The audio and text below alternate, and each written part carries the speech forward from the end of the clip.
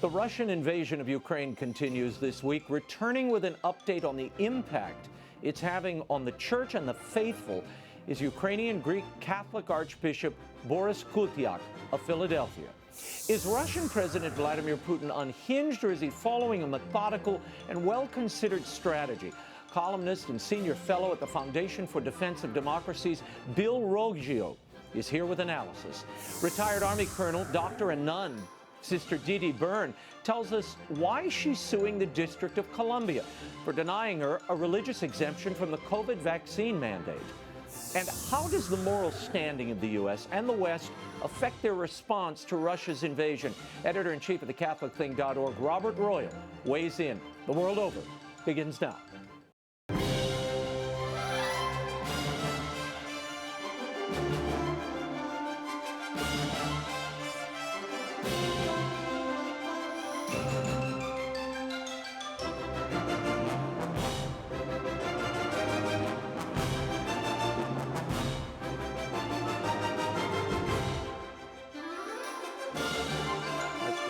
Now, Raymond Arroyo.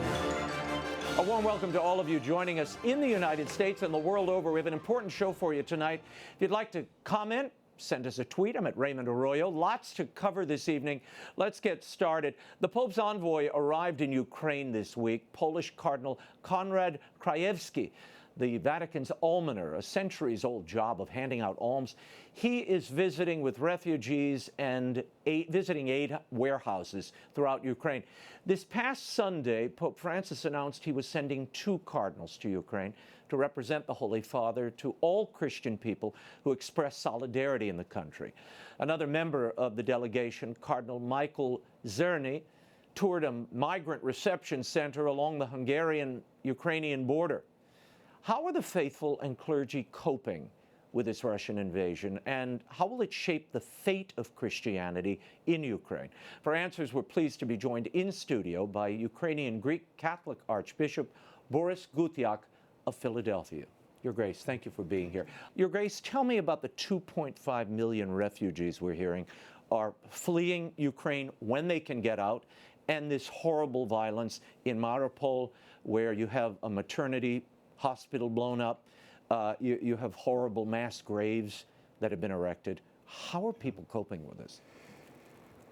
Well, with great difficulty. It's a devastating experience for millions of people. The country has 40-odd million before this last escalation of 2 weeks ago. And 2.5 million are out.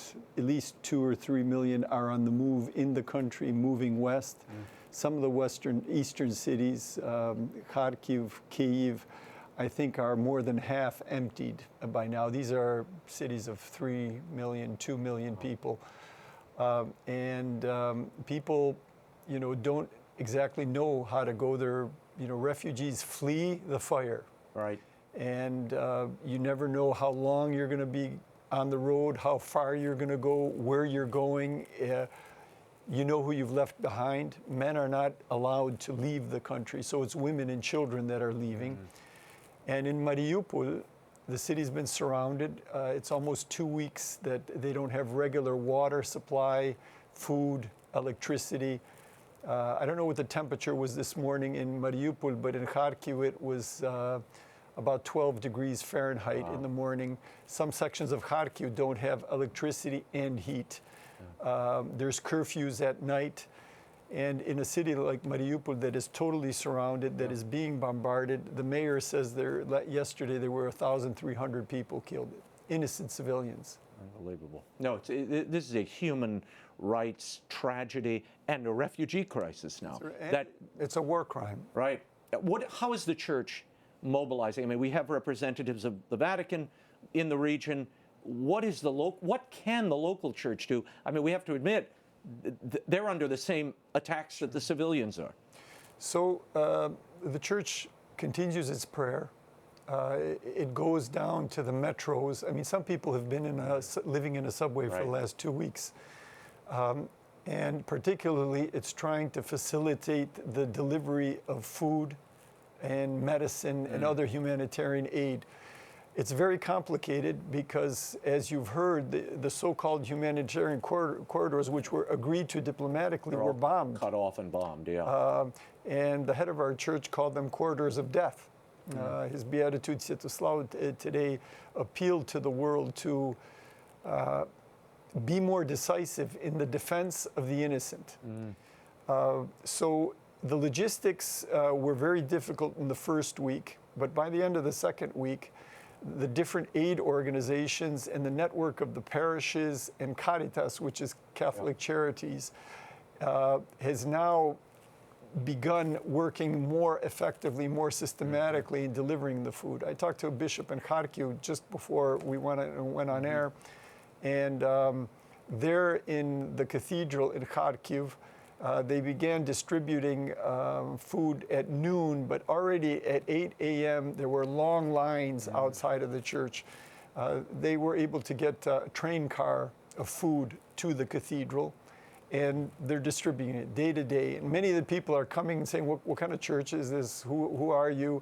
So the food is going, the humanitarian aid is going to all people that are in need.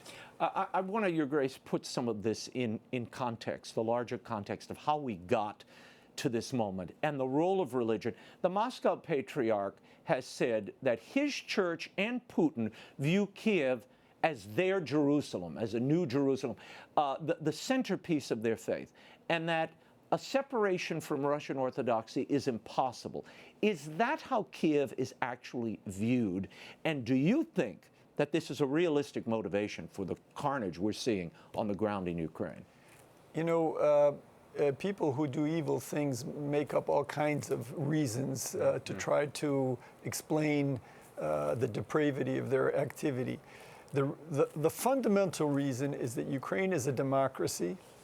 It's an open society with freedom of religion, with generally good ecumenical relations and interreligious relations, freedom of the press. You know, EWTN is in Ukraine. Right. I don't think you're in Russia. No, we're not, but we are in Ukraine. Yeah, and although your offices had to be evacuated from Kiev, like much of the city. There's elections. Presidents win and lose elections. Parties are changed. Majorities fluctuate. This virus of freedom is something Putin does not want to enter into Ukraine. That is the number one reason. He's afraid because that system will change him. NATO is a defensive alliance. Ukraine went from 900,000 troops in 91 to 6,000 battle-ready troops in 2014. Ukraine wasn't attacking Russia. It's the first country that gave up its nukes. So these questions of security, there was no threat to Russian security other than ideas, the truth, the gospel. And this is the problem with the Russian Orthodox Church, that it is not been able to step back from its colonializing and imperialist identity. It's a church that is connected with the political power of an empire. That empire was reduced, and there's a nostalgia to recreate it. And it was actually Patriarch Kirill that came up with the ideological construct, Russian world, which then Putin has been using. The eternal Russia, the sacred Russia. The third Rome, you can have all kinds of things. There's one criterion for our salvation in spiritual life. It's the gospel. Don't kill. Don't kill. If somebody's killing, if your political leader is killing, tell him not to kill. Don't abet this, as Patriarch Kirill did in a scandalous sermon this Sunday. Yeah, well, let's get into that for a moment while we're here. He said this past Sunday he justified this incursion, this attack on Ukraine, and he said this is a war about which side of God humanity will be on. He referenced the decadence of the West, some of the excesses of what he sees as that decadence, and as many as 15 dioceses in the Orthodox Ukrainian Church have called him out. They've stricken his name, as we talked about last week, from their divine liturgies. Is there a schism here between... They're his diocese, these are dioceses in his jurisdiction. Right. These are the people under his pastoral control. They are decrying him. Do we see a schism happening here? And is that also fueling the aggressiveness of not only the military front, but the theological and narrative front coming from Kirill? You know, this war has been won morally. It's clear. Ukraine is not going back. It's not going back to a totalitarian past in the 20th century. 15 million people were killed. Young people don't want that. And they're showing it by sacrificing their lives. Today, we are commemorating the first of the graduates of the Ukrainian Catholic University that was killed. I'd like to mention him, Taras, a wonderful young historian, Taras Haiduk. There probably will be many others. Young people, people of all generations, babushkas, little old ladies, are, you know, in Kyiv, there was a drone outside the window of a lady, and she threw her canned tomatoes at the drone and knocked it out. Another woman told a Russian soldier, why don't you put some sunflower seeds in your pocket? Because when they put you 6 feet under, they'll grow better. You know, I mean, some of this is harsh, but this is in defense of maternity wards that are being bound. And so, you know, bishops of the Moscow Patriarchate in Ukraine are saying, if our patriarch does not stand behind the Ten Commandments, if he doesn't reflect the love of Jesus, if he is not a preacher of peace, well, we can't have him as our leader.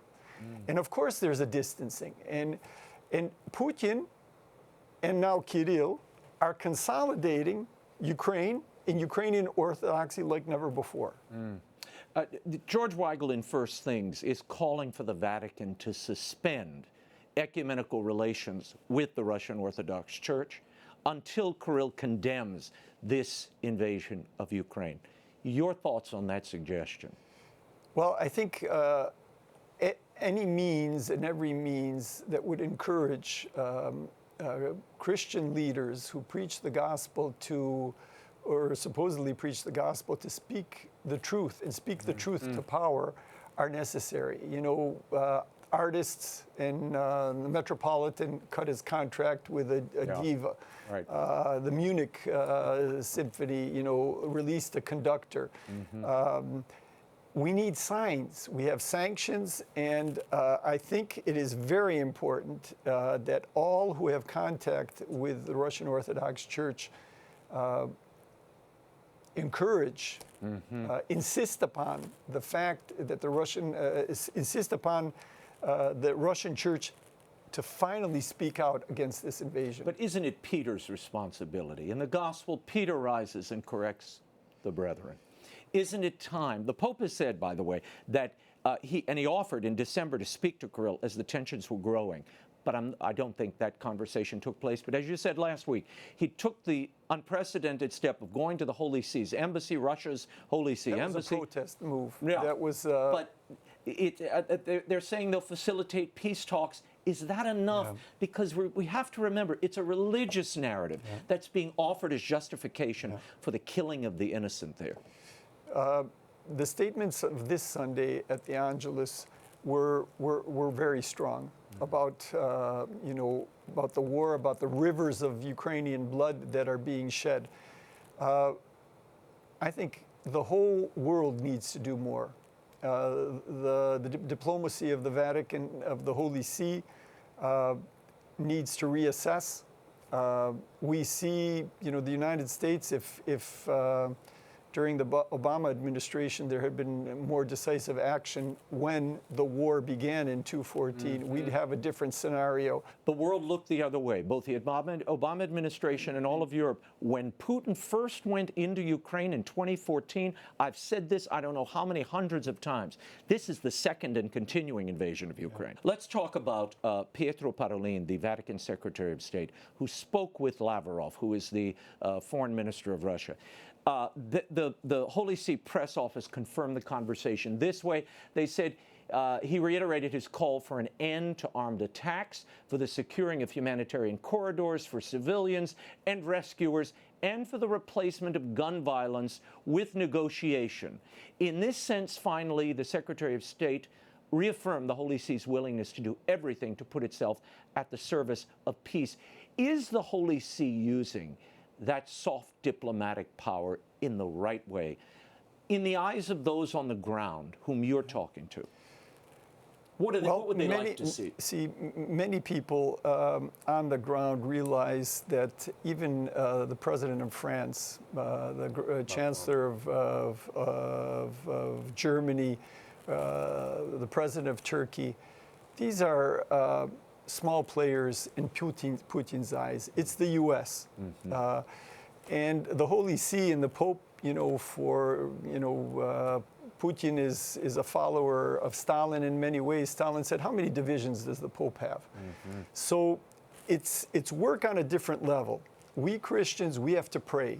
And prayer brought down the Soviet Union, I'm convinced. I'm so glad you brought this up. I agree with you.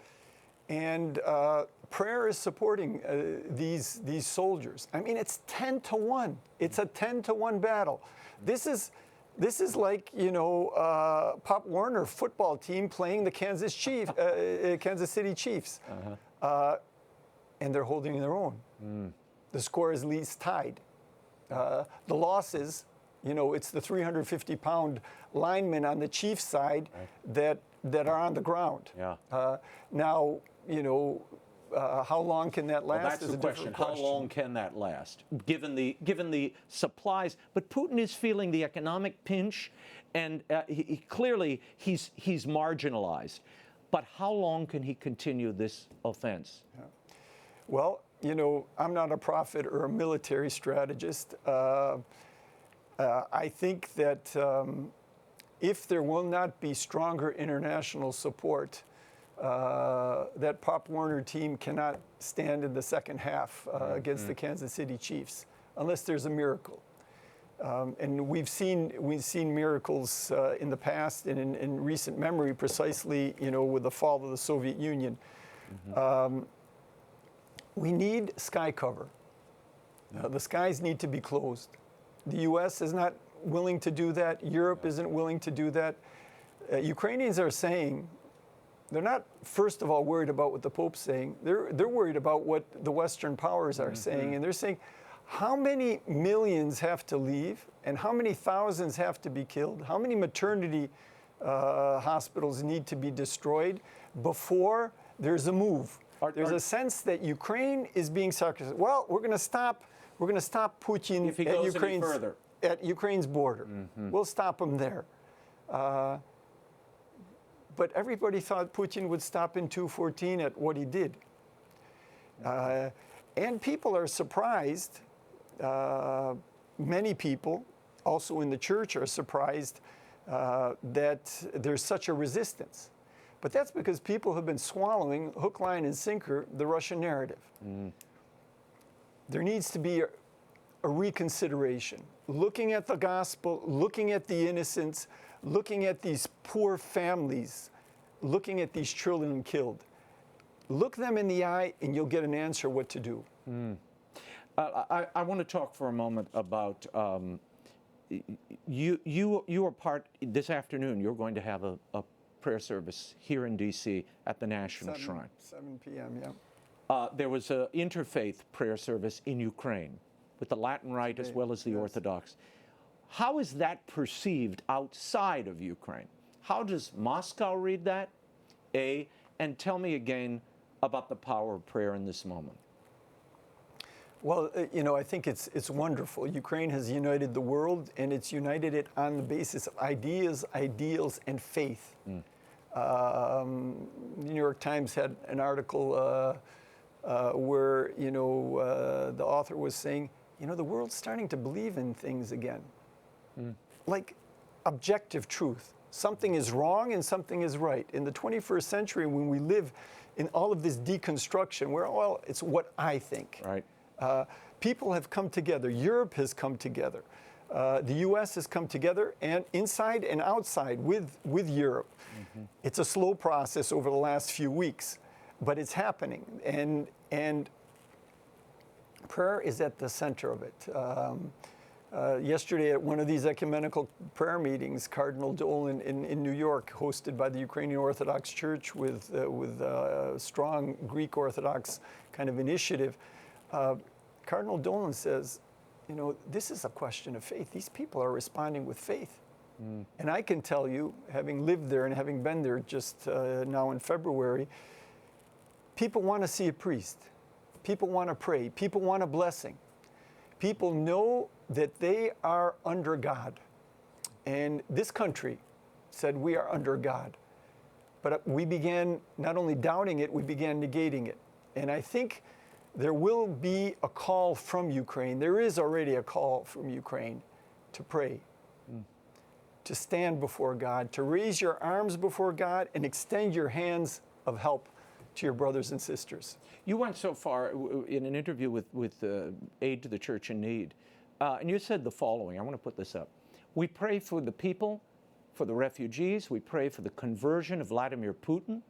We pray that as we begin Lent and go through to the resurrection, we realize that every crucifixion is lived in you.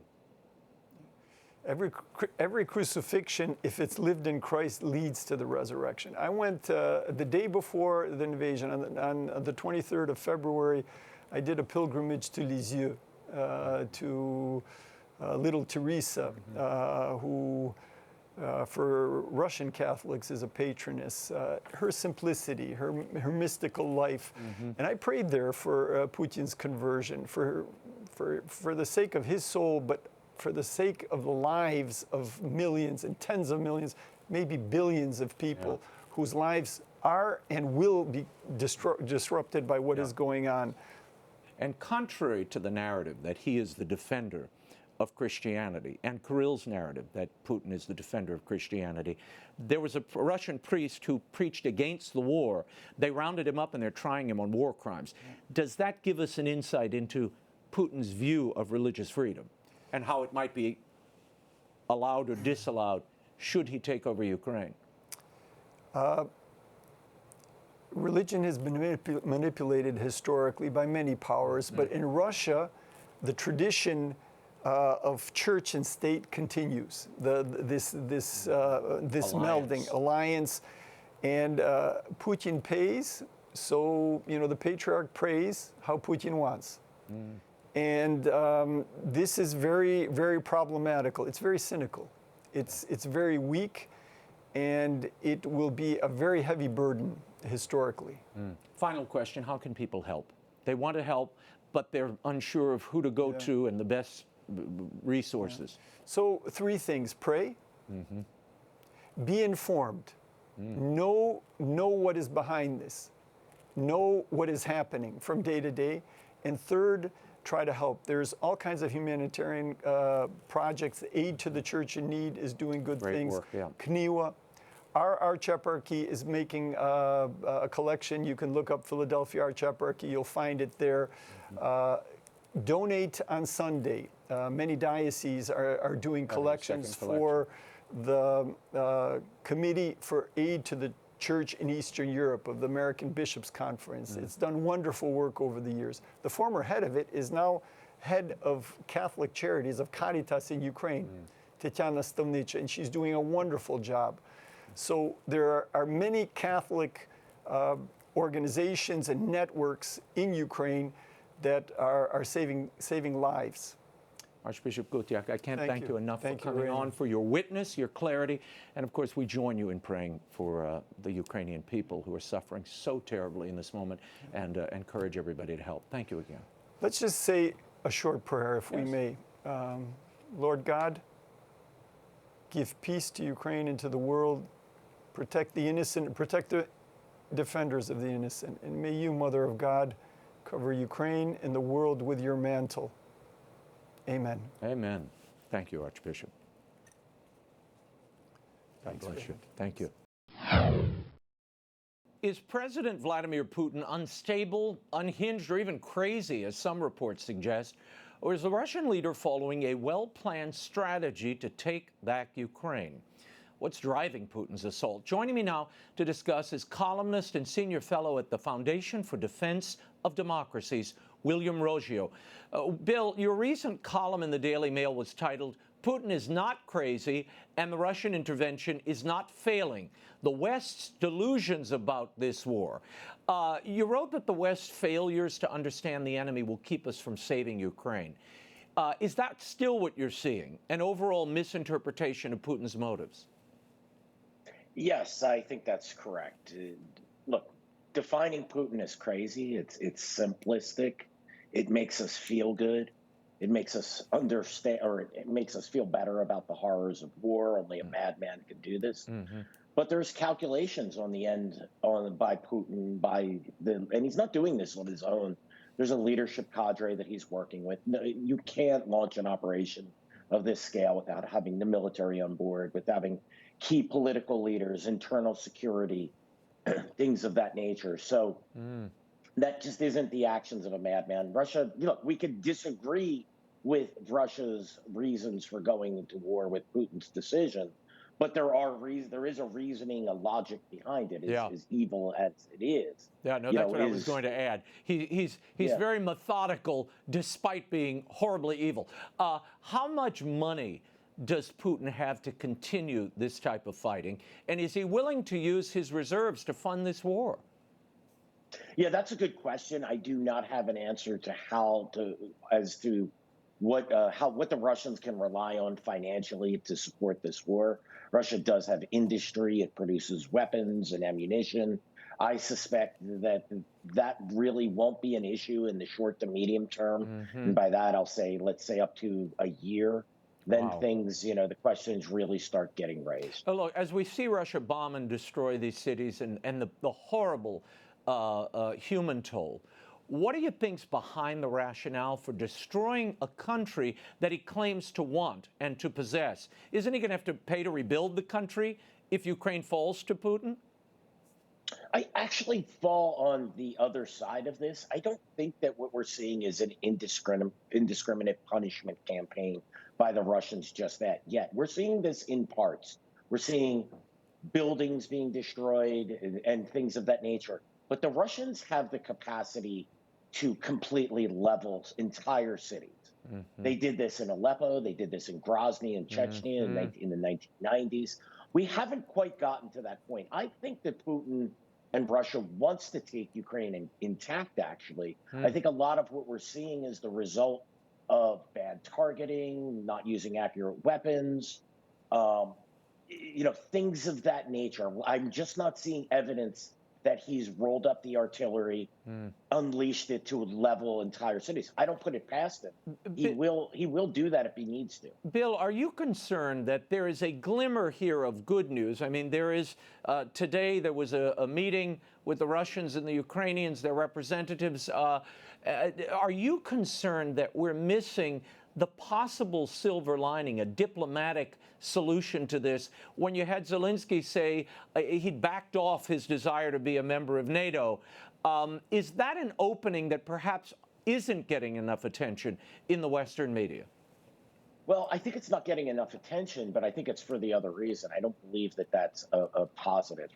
I think what we just saw is Zelensky also said that he's open to discussing the status of territories in the Donbass that are recognized by the Russians as independent, as well as the status of Crimea and he said Russian occupied areas. So to me, I think he blinked, and I think the press is ignoring this. I also go back to my experience with Afghanistan. When you deal with evil individuals, you can't negotiate. They don't negotiate in good faith. Putin is looking to maximize.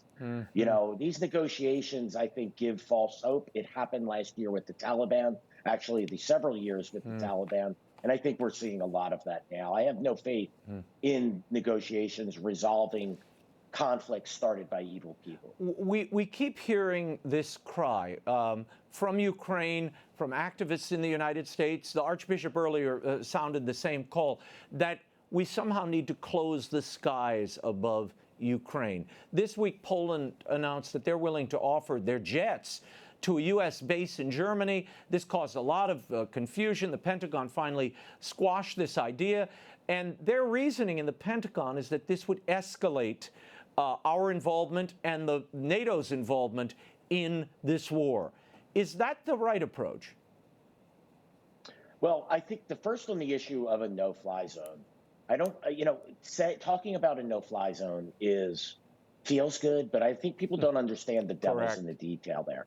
To enforce a no-fly zone, you need to strike Russian targets on the ground, surface-to-air missiles, targeting radars, anti-aircraft guns. And a lot of these systems are not just based in the Ukraine. In fact, most of the anti-aircraft radars and surface-to-air missiles are based in Russia. They've shot down Ukrainian warplanes this way. We would have to conduct strikes inside Russia because you need air superiority in order to enforce a no-fly zone. So that, to me, is, if you want to get into a hot war with Russia, that's one way to do it. I think the issue of the aircraft to me, is more of a technical issue. So this needed to be done months before the conflict. You need to be able to maintain, have spare parts, have pilots, be able to base them. Where are you going to base them in Ukraine while the country's at war? So I think the issue of the aircraft, I mean, the Ukrainians certainly can use them, but that will lead to an issue of creating a no-fly zone. And I'm not sure it would help, but on the margins. Yeah. And speaking of the Ukrainian president who has been pushing these no-fly zones, who is Vladimir Zelensky? His journey into politics has been an unorthodox one, to say the least. He was a comedian, television host, who famously played at being the country's leader in a miniseries, kind of like Stephen Colbert being elected president of the U.S. or Julia Louis-Dreyfus, God forbid. Bill, some are now referring to Zelensky as a new Churchill. Is that overkill? I think it's overkill. Churchill ultimately had the English Channel to separate England from Europe and from the Nazis, had more capacity to defend itself. The U.S. was actively on its side, on the side of the U.K. by 1941. Look, I think I'm not here to bash Zelensky. I think he's doing as good of a job as he can. But, if he's out of office or is forced to lead a rump government in Western Ukraine, he won't look so Churchillian at that point. President Biden announced this week that the U.S. is banning the import of Russian oil. We've placed sanctions there. But Biden said we won't be subsidizing Putin's war yet. We're buying oil now from Venezuela. Maduro, just to clear this up, he's an ally of Russia, and now it looks like we're going to buy our oil from Iran. Americans continue to feel pain at the pump, and the question is, why are we trading dictators in who we purchase our energy from, and how is that somehow more moral? No, it isn't moral. And you put it perfectly. We're trading one dictator who oppresses their people and we're buying, getting rid of them as a seller of oil and just replacing him with two lesser but no less evil dictators. And it's a massive mistake. The Biden administration certainly can open up drilling here in the United States and open up the XL pipeline. We could be buying more oil from Canada. There's a lot that we can do on our end to that, but he's looking for a quick fix. Right. And I understand it. I understand he's under a lot of political pressure, but this isn't the answer. No, I agree. Bill, we will leave it there. Thank you for being here. You can follow Bill Roggio's commentary and analysis on Twitter at Bill Roggio. Thank you so much. Thank you, sir. Have a great day. Sister DeDe, Byrne, and Robert Royal are straight ahead, but before we get to them, if you happen to be in New Orleans this Saturday, March 12th, come see me and my pal Mary Madeline. We're at the New Orleans Book Festival at Tulane University. We'll be there at 2 p.m. I'll be talking about the power of children's literature, the importance of family reading together. I'll also be signing books. Come on by. It's free. The schedule is at bookfest.tulane.edu. All the information's there. And mark your calendars for a special event. I'll be speaking at in April, the Cincinnati Men's Conference. It takes place Saturday, April 2nd in Cincinnati, Ohio. I'll be one of the headline speakers, joined by actor Jim Caviezel, Coach Luke Fickell, and some other special guest stars. This conference is for all men, regardless of faith. It is intended to inspire men to deepen their spiritual lives and be the leaders they're called to be. For tickets and more information, you can visit CincinnatiMen'sConference.com. Come see us. It's going to be a great day. We have an exclusive for you tonight. Sister Deirdre Byrne is a retired Army surgeon and a sister of the Little Workers of the Sacred Hearts of Jesus and Mary here in Washington, D.C. I'm pleased to welcome her back to the program this evening to talk about a lawsuit. She's filed it against the District of Columbia for denying her a religious exemption from the COVID vaccination mandate. She's joined by attorney Howard Walsh of the St. Thomas More Society. Sister DeDe, thank you for being here. Howard, Thank you as well. Now, you applied for this religious exemption from the vaccine mandate. It took the health department 6 months to get back to you. What did they say, sister? Well, the first said, to explain more, which I did in January. And then in February, they sent a generic letter, my name on it, that said basically my religious exemption had been negated, and that I would have 5 days to get vaccinated or lose my license. Now tell me, first of all, where are you now? You're in suspension, then, basically. So, yes, I can't practice. I've closed my clinics for the month. I can't see patients, can't help anyone, and just waiting to see what happens. Now, part of your complaint is you are immune to COVID. You've taken a T-cell test, which would indicate that you have immunity. Why isn't that good enough for the D.C. government on its face? That's a great question. I've had some peers who are infectious disease doctors who are claiming that the vaccine is far more superior than the natural immunity, but that's not what I learned in med school, and I think it's not true. But many institutions are asking for just your vaccine status. They're not asking about natural immunity. Howard, we're seeing this body of evidence coming out and new reports almost daily about not only the side effects of these vaccines, but the efficacy of them. And as Sister alluded to, I read reports out of studies out of London, out of Israel, and they suggest that natural immunity is more robust than the vaccine-induced immunity. Why is the government so intransigent on this point of you must get this vaccine, even if you already have the immunity in place? I don't know. I think that's the question. I think it's important to remember here with Sister DeDe in particular. She applied the D.C. regulation mandate has an exceptions, medical or religious. She applied for a religious exemption. So primarily what we're fighting in this particular case, notwithstanding the fact that now we know that vaccinated people don't prevent infection and they get sick. And so, in fact, I think the CDC said that they're allowing vaccinated workers back into the workplace even with symptoms. So none of it makes sense. But as far as where we're today is the mandate she applied properly for religious exemption. She has a deeply held religious exemption. Or request for exemption, and they've just denied it out of hand. Sister DeDe, two quick questions. First of all, what is that religious exemption? Why do you feel you can't take this vaccine? And then acquaint people with the work you do here in D.C. Okay. So when the vaccine was first described, there were 3 types, the J&J, which they used aborted fetal tissue to actually make the vaccine. Right. The other 2, in American, the Pfizer, tested aborted fetal tissue, and I think it started to come out that people started to become more aware about this diabolical connection between vaccine production and usage. So I decided, I felt God had called me to be a voice for life for the unborn, and I wanted to stand strong regardless. And we had been following all the things and wearing masks and being careful, just like if it was the influenza. Sure.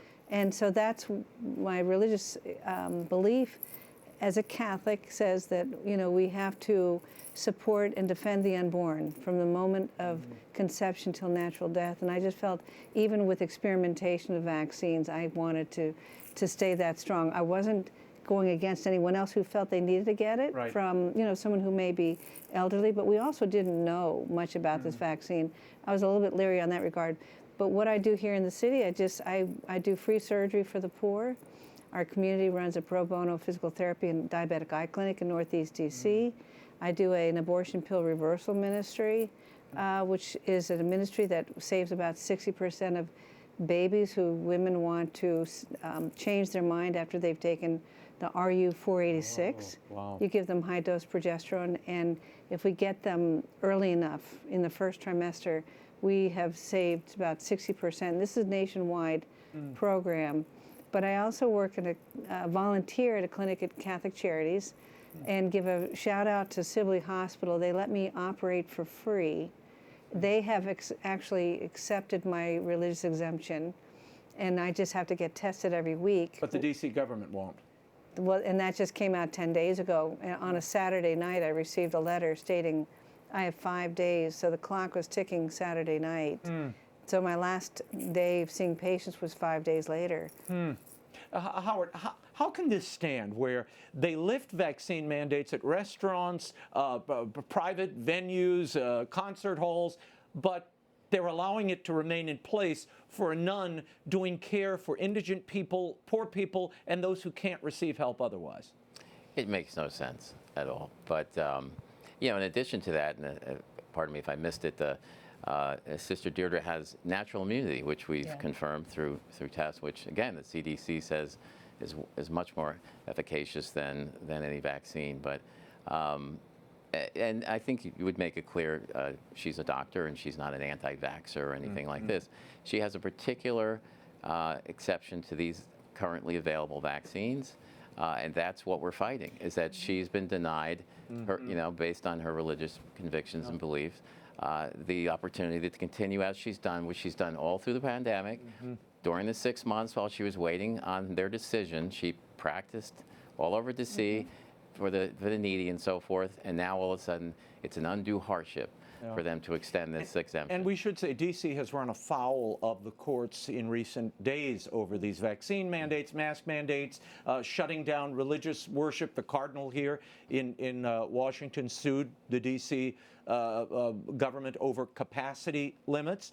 So they seem to have a tone deafness when it comes to this First Amendment right.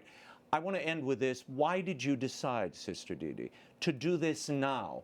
And frankly, to make yourself the face of resistance to these vaccine mandates? I think I felt that I didn't really have an option to either take the vaccine or I quit practicing medicine in D.C. So I thought that was really not an option. So my third option finally was to stand strong, because I feel like I'm just a little tip of an arrow of so many people who are being forced to do the same thing. So I felt like I had to fight for so many others who are, you know, in the same boat I'm in.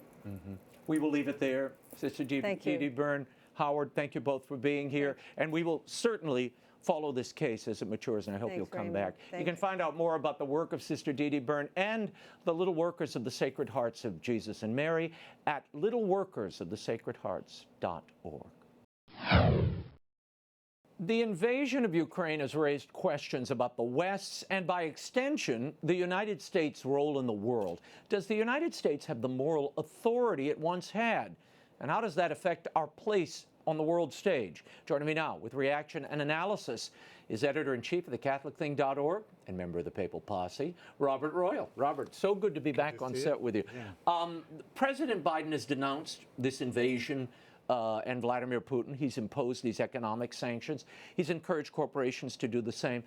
Putin has made this, put this idea forward that Russia and many other countries in the West see us as a decadent people. The whole West is decadent and immoral. And therefore, Putin and Kirill and the Moscow Patriarchate have to save Christianity. Is that what's going on here? And is that a credible argument? Well, look, I mean, we know how decadent America and the West are. There's no question. I think any Orthodox Catholic, any traditional Catholic is quite aware. And we've talked a lot about it on this show, actually. Yes. Inside and outside the church. But that said, does that justify what we see going on where we're sitting here right now and people in Ukraine are dying, innocent people are dying because bombs are falling on their head from Russia? Patriarch Kirill, the head of the Moscow Patriarchate, has said this is a war between evil and holiness. No, okay, I mean, original sin means that there is evil on both sides.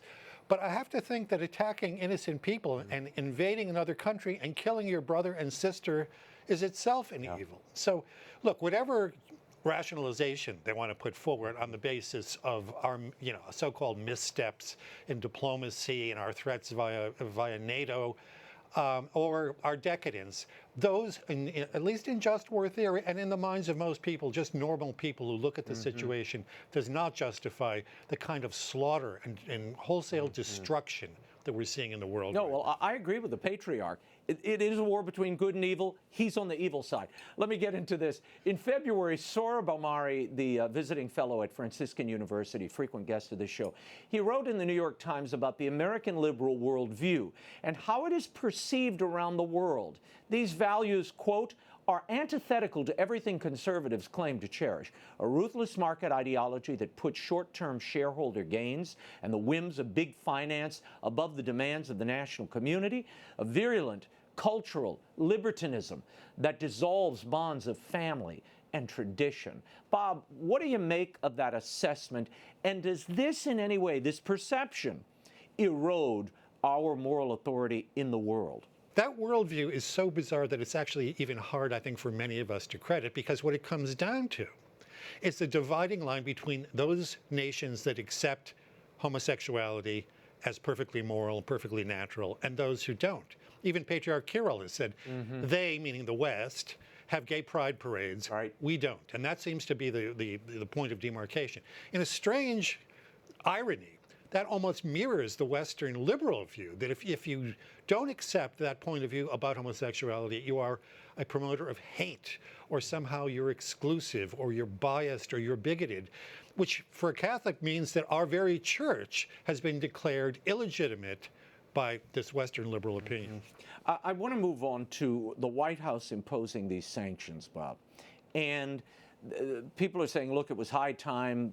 Biden had to sanction the energy sector in Russia. He did that, but he did it to circumvent a congressional bill that not only would have taken away the oil imports from Russia, or exports from Russia rather, but would have withdrawn most favored nation status from Russia. Why do you think Biden rushed in to impose the oil sanctions to block the rescinding of that trade status? Well, I have to say, I don't entirely understand the acts, the motives behind the Biden administration. They seem to be, they seem to dither over issues that need to have swift action, as they did when Russia invaded Ukraine. Yet they move very quickly on things like abortion and transgender rights and whatnot. It just seems to me that they're trying to control this operation for who knows what reasons. The Biden family, which more and more to me seems to have criminal dimensions to it, has had long engagement with Ukraine, and I think a very sleazy connection with Ukraine, particularly through Hunter, but I think also through Joe. Yeah. So we may find out someday why this happened, but I'm not exactly sure. Well, just the other now. piece of it that I'm hearing from people on the Hill is and this was, by the way, a bipartisan group of Sure. congressmen who had surrounded this bill. The reason the Biden administration came and stopped it is, if you withdraw most favored nation trade status because of human rights violations, acts of war, and aggression on peoples in other lands, if you do it for Russia, you'd have to do it for China, who enjoy that status right now and is one of the main props that are holding up Russia in this moment of Yeah, but of course that assumes that you're going to be consistent Right. in the way you apply Oh, why do that in policies. You know, as we know, all the time, different administrations are inconsistent in the way they apply these things for whatever purposes they think are useful. I have to move on because I have you here. There are two important church stories that broke this week. One is particularly troubling. Pope Francis removed a Puerto Rican bishop. He was removed from office for failing to support COVID-19 vaccinations. Bishop Daniel Fernandez refused to sign a decree to separate parishioners based on vaccination status in his diocese. He also refused to submit his resignation. And he said, quote, "I did not want to become an accomplice in a completely unjust action." Bob, this seems arbitrary and unjust. Your thoughts on this action by the Pope and the Vatican? Yeah, he seems to be a very good guy. He's been standing up for the kinds of things, this creeping corruption and decadence that we're talking about in the West in a variety of different ways. The Vatican has said that he's been at odds with the other bishops in Puerto Rico, which may very well be the case because bishops, even here in the United States, have different emphases and whatnot.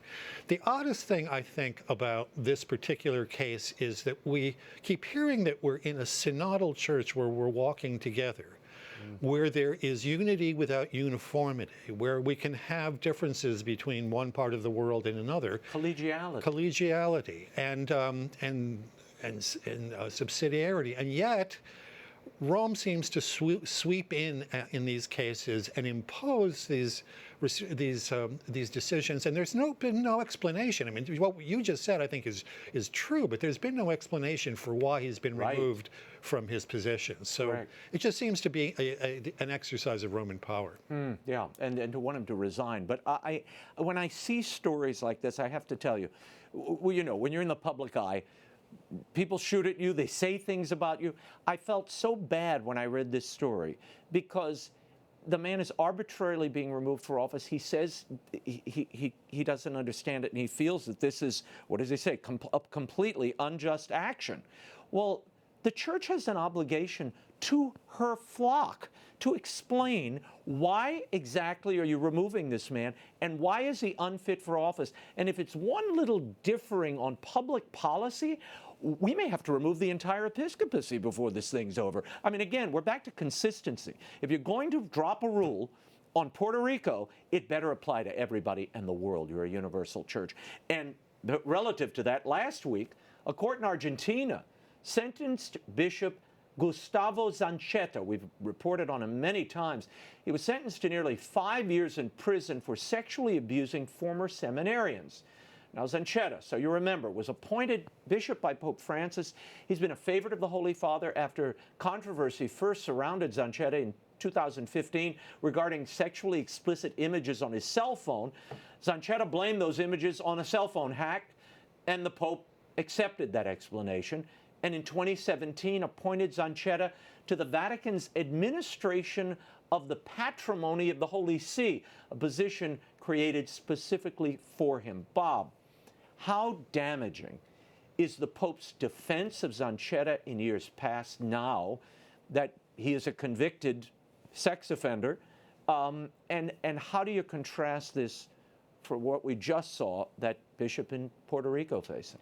Well, I think it's the same problem in both cases, that to try to lay down some rules for how bishops are going to be held responsible, which is what the Holy Father says he's been trying to do with regard to sexual abuse cases. Right.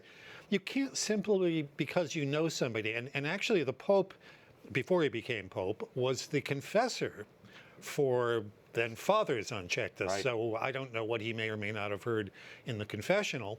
But to take his word in 2015 that his phone was hacked and these lewd images were inserted there. I've asked people in the intelligence community, is that possible? They say, yeah, it's possible, but in a small area in Argentina, it seems virtually impossible. So on the basis of a personal friendship, essentially the Holy Father ignored the same kinds of principles that he's trying to put into place. And if you're just going to ignore the law that you yourself are trying to establish, well, of course, other people are going to do that as well. It leaves a bad taste in people's mouths. And what about the justice for the people who were abused? Right. You know, who were just ignored for a long time. And then on top of that, by the way, there is a Vatican. There's been a Vatican investigation, a canonical investigation of Zanchetta. It began a couple of years ago. We have no information about what that has turned up. Now, the Vatican judiciary system, as we know, is overwhelmed with cases and is very, very slow.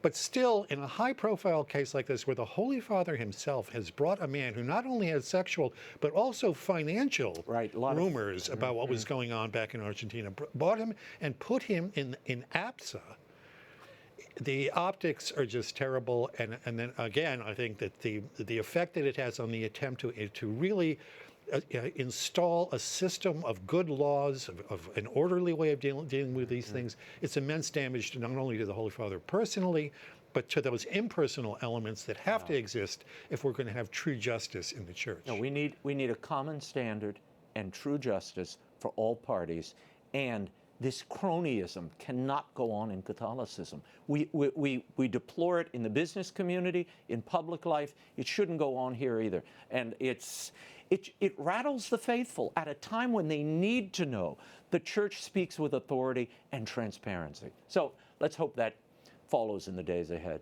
Robert Royal, thank you for being here, for your commentary. You can find more of it and that of our comrade, Father Gerald Murray, at thecatholicthing.org. That is all the time we have for now. Be sure to catch us next week. Until then, we'll be scouting the world over for all that is seen and unseen. On behalf of the staff and crew of EWTN News, thank you for watching. I'm Raymond Arroyo. Bye now.